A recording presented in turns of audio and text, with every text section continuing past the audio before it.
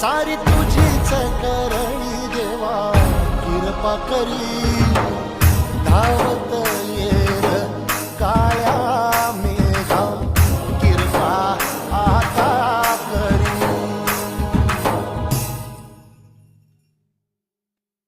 अगं आहे ती वेडी मला म्हणते काय भेटत तुला चिखलात अंग खराब करून.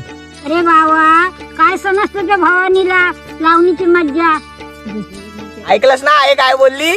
चांदन गो चांदन पीठ भर चांदन चांदना राती लावा रानबाई कृष्णाच्या गवळणी.